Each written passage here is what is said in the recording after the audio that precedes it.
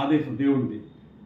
ఈ యొక్క బక్రీద్ వరకు చూసుకుంటే కనుక బక్రీద్‌లో ఈ కుర్బానీ ఇచ్చేటప్పుడు ఆ కుర్బానీ ఇచ్చే జంతువుని 3 భాగాలుగా చేసి, ఆ 3 భాగాల్లో ఆ మాంసాన్ని ఒక భాగాన్ని పేదలకి తప్పనిసరిగా ఇవ్వాలి. ఒక భాగాన్ని బంధువులకు ఇవ్వాలి తప్పనిసరిగా. ఒక భాగాన్ని స్వయంగా తన కుటుంబానికి పెట్టుకొని, అంటే ఈ 2 పండుగలో ఇచ్చే సందేశం ఏంటంటే పేదలకి తప్పనిసరిగా చూడాలి, బంధువులు కూడా మీరు తప్పనిసరిగా చూడాలి. అలాగే స్వయంగా కూడా మీరు కూడా ఆనందంగా ఉండాలి, సమాజం బాగుండాలనే సందేశం ఉంది కాబట్టి బక్రీద్‌లో ముఖ్యంగా త్యాగానికి మారిపోయారు బక్రీద్. ఎప్పుడైతే మీరు త్యాగం చేస్తారో అప్పుడే దేవుని సాఫల్యతం పొందుతారని చెప్పేసి ఈ యొక్క ఇబ్రాహీం ప్రవక్త వారి ఆయన జీవన విధానంలో ఆయన చేసిన త్యాగం గురించి మాట్లాడుకుంటే బక్రీద్ తెలుస్తుంది. కాబట్టి త్యాగం ద్వారానే మనం అందరినీ కూడా మనసు గెలవగలం. భగవంతుడు మనసు కూడా భగవంతుడు ప్రసన్నం కూడా త్యాగం ద్వారానే జరుగుతుందనేది బక్రీద్ యొక్క ముఖ్య సందేశం. కాబట్టి త్యాగం చేస్తేనే ఆ సమాజం బాగుంటుంది, అందరూ బాగుంటారు, మనకు కూడా దాని రిటర్న్స్ బ్రహ్మాండంగా ఉంటాయి. కాబట్టి మనం ఇవ్వడంలోనే ఆనందం ఉంది.